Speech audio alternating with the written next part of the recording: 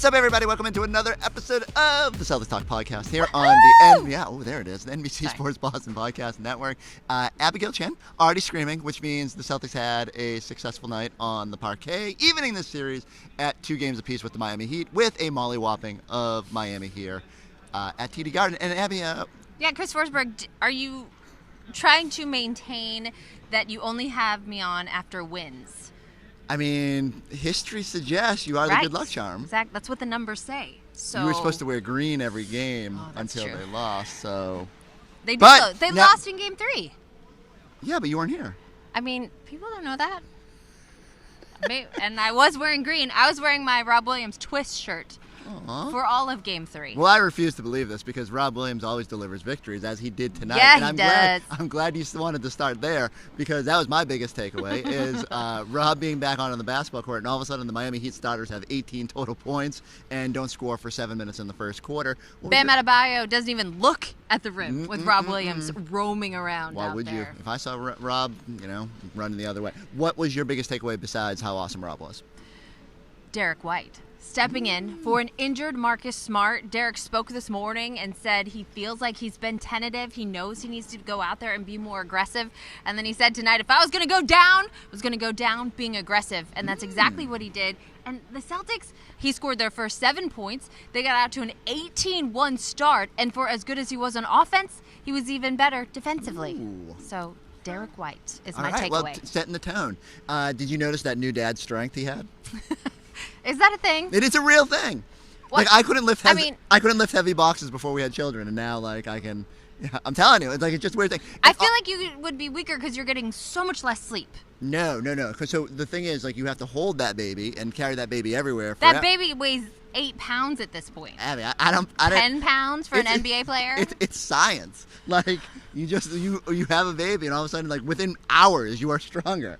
And I saw it. He went into the hoop. He muscled Jimmy Butler a little bit, laid it up. I was like, oh, man, new Derrick White. I mean, Derrick stepped up the physicality in that series against the Bucks as well. So he's had it in him. Almost new dad strength. Not the same as new dad strength. Okay, sure. You're a dad. I believe you. Just like no one needs to come at me about childbirth and how difficult that is and how important it is to have your partner there.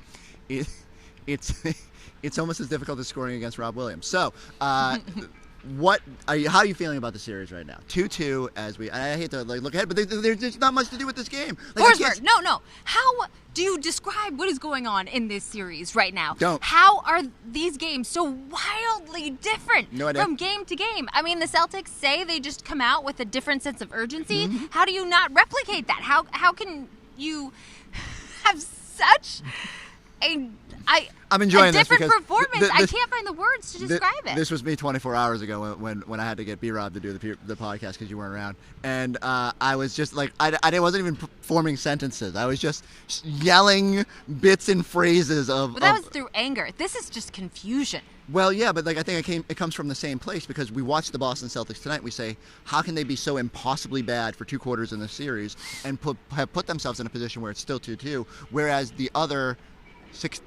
14 quarters, they have been relatively good. I mean, they tied a quarter in there, but they've been really good, and I don't get it. I don't get how. And not just really good, they have been dominant for stretches, especially.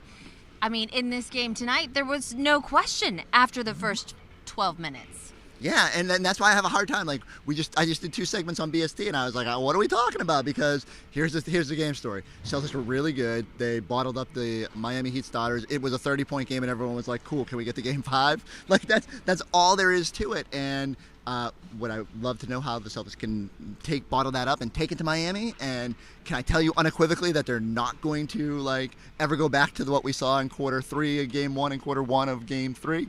No, because I have no. This series makes no sense. Do you think the Heat starters, particularly Kyle Lowry and Jimmy Butler, both dealing with injuries? Could that be something? I don't want to hear anything about injuries. And Jimmy, to his credit, came out afterward and said, I'm not going to put this on injury. I just need to be better. And I think that's the way you have to play it.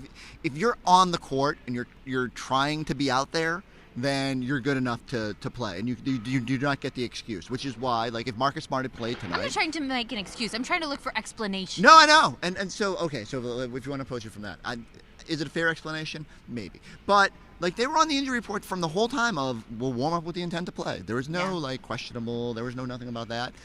Tyler Hero couldn't play. I mean, what's going on with his groin? Because it must be terrible. Like, it must be really, really bad. Although he says he wants to get out there for Game 5. Well, that Miami Heat, warms everything up. That is true. Dads also know a lot about groin strains, and they are no fun. But I wouldn't want to play a basketball game with one. But clearly, the Miami Heat need someone like a Tyler Hero out there because their offense isn't good enough in general to play. And this is what I just keep going back to, Abby, is as good as the Heat are and as physical as they can be and as much success as they had this season, if the Celtics play defense, and not even to the level that we saw tonight, the Miami Heat cannot score in the half court against them. So take care of the basketball, and the Boston Celtics should win this series. Will that happen? I don't know. I think also what I want to know when it comes to the Heat and that side of things is Bam Adebayo. Where does he go? I mean, the double-double in Game 3, he looked unstoppable. But then in Games 1, 2, and now in 4, I mean, the Celtics have largely held him in check. Mm-hmm. There was 2 key adjustments, Robert and Williams. The third, so that's 3. I should have done third. But no, like I do think that matters. I can't get past when I was watching that first stint. There's just one. Al was much better tonight, much better. And I do want to talk about Al. Keep going. Okay, so we'll go back to him. But in general, I thought the 2 biggest things were like the defense was really locked in and focused and got back and didn't give up turnovers. Although Jalen did have a couple kicked, at least they kicked him out of bounds, so they had to at least come back up the court. But we'll move on from that. And Rob just alters everything. Like even if he doesn't block it, even if he doesn't really kind of like get a hand in your face, it's still there. You're still thinking about it. And I just think they're different. Like, they missed a bunch of bunnies that they did not miss in Game 3. And so I hope for all Celtics fans that Rob's knee doesn't blow up on this plane ride down to Miami, that he is aided by the fact that he only played 18 and a half minutes or so tonight.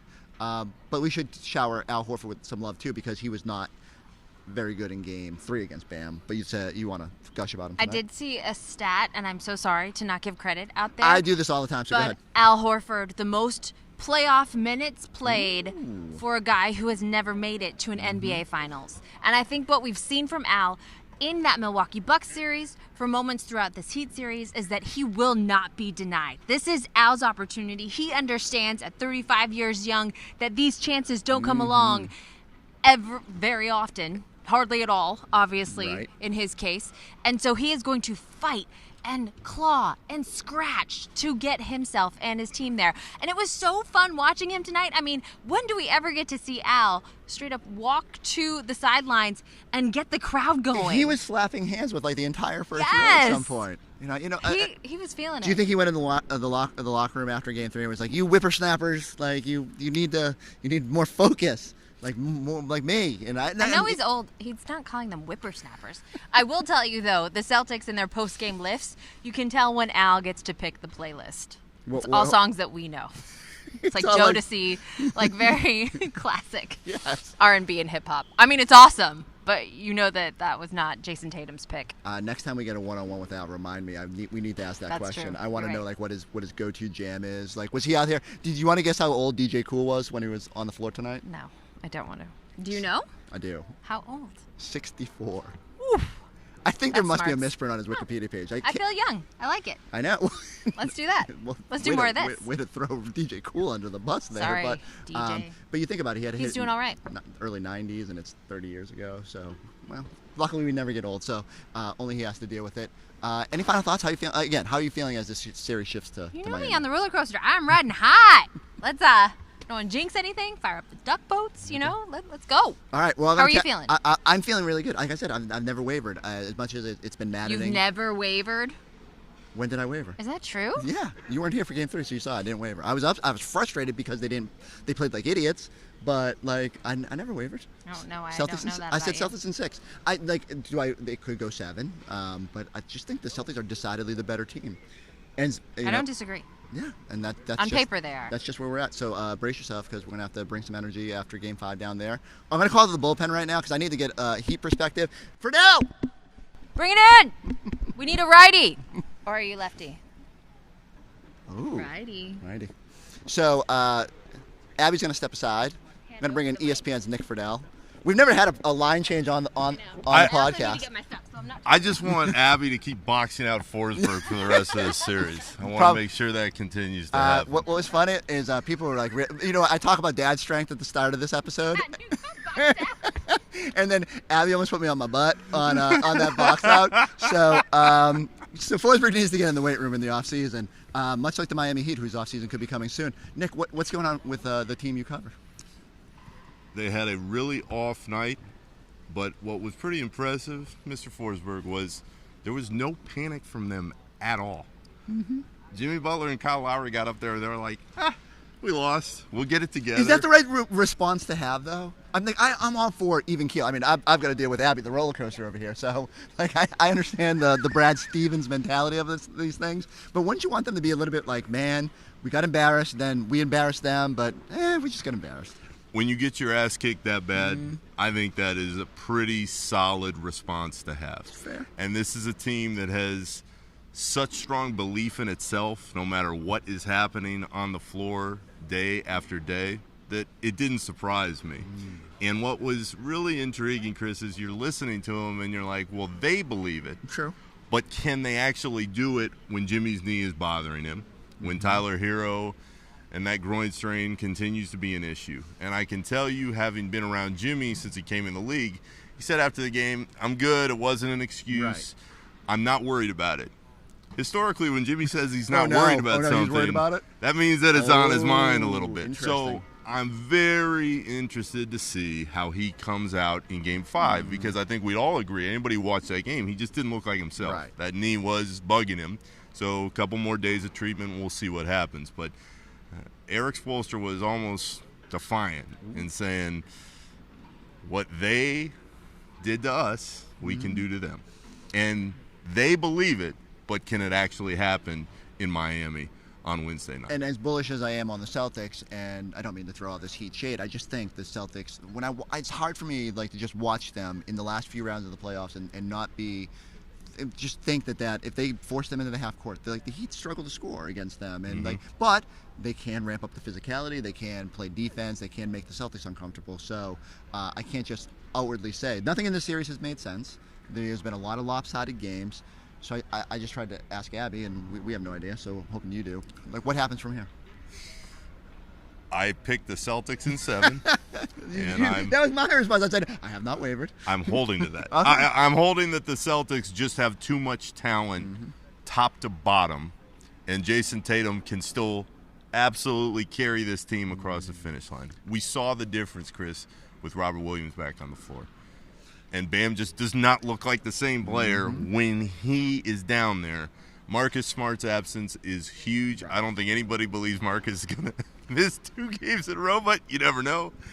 I just think the Celtics are a little bit better. So I don't know what happens in Game 5, and it wouldn't stun me with all the momentum that will be in Miami if they find a way to win that game. Right. What would still surprise me is if at the end of this series Miami comes out on top, just because I was always a little curious about that roster, and now we don't know about Hero. We don't know if he'll play in Game 5. Jimmy's knee is bugging him. P.J. Tucker's knee is bugging him. And Kyle Lowry's hamstring still is working its way back to somewhere where it was 5 or 6 weeks ago. And I guess the only counter I have is that, okay, the Celtics can feel pretty good about what they saw tonight, but will Rob Williams' knee hold up going down to Miami? Will Jason's shoulder? I think Jason looks fatigued out there. My one concern overlying is that he's played a ton of minutes. He's now up to 91 games this season.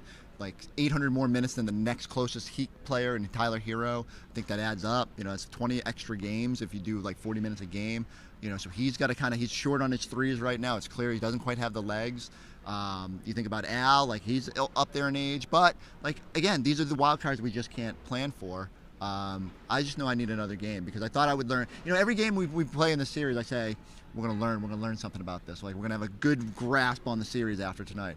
Then I look up at the scoreboard, it's 25, 26-point game, 20, 30-point game, and I don't know. The joke of all of this is if you're a Celtics fan, if they had just taken better care of the ball in Game 3, they win that game.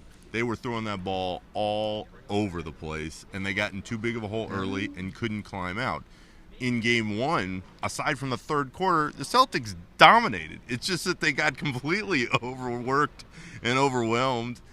by the Heat in Game 1 in that third quarter. It is wild. Like, I mean, I keep saying it. I don't want to come off as a complete green teamer here, but like they could have easily swept this series if they have two lapses. If they don't have two lapses, on the counter is there's no guarantee it won't happen again, and that's why you have to play the games. And if you are watching this series and you're reading through the lines of what the Heat said, it's why the Heat scare everybody because of the mental toughness, and that's not overdone, I don't think, because these guys absolutely believe that they have enough. Fair. Whether or not they do, we're going to see. But every night when they step out there, they think, we're going to find a way. It's what they believe going into Game 5. It's why they won Game 3 here, which is still a little bit surprising given what happened throughout Game 2. And it's why, as you and I stand here right now, we're still trying to figure out exactly what's going to happen in this series. Yeah, and I have no idea. I'm just going to admit it, but I think the Celtics are the better team, and we'll see if that pairs itself out. The one that, I'll tell you this, it's funny. As I'm watching the game, my big overarching thought in the second half is, oh man, Duncan Robinson's starting to feel it again a little bit. And I don't know if that will translate, and it wasn't a huge outburst, but it's still, every time you see one go in with Duncan Robinson, you're like, don't let them find another offensive weapon, because that's the easiest way for them to get back. And once he puts in one, you think, all right, is Forsberg going to let him go out there? Max Strus absolutely has to be better, though. The dagger in Game 3, 0 for 7 in Game 4. Wow. You'd think he'd get it rolling a little bit easier in Game 5. We'll see. But so many different question marks. At the end of any series, it usually comes down to the stars. Jimmy's knee is bugging him. Tatum has played a ton of minutes. One of those two guys has to take their team and carry them across. Playoffs are so much fun, though, and we get to hang out with you. It's the best. It really is. All right, so we got to go get into our South Beach gear. Shout out to Worcester, though. Always for Worcester. I have to fly out of Worcester Airport. If you're in the area, you want to come hang out in Worcester Airport on Wednesday morning at 6 a.m. I'll be up there, shaking babies. Stop hitting my man in the head with the towels, please. Leave his head alone. Get those towels out of his face. Perk threatened people tonight, so we're good. Then we're in good shape. So everybody carry on, and while you're doing that, go like, subscribe, check us out on the YouTube page. Shout out to my guy Nick for always being here for us. We'll catch you next time on the Celtics Talk Podcast.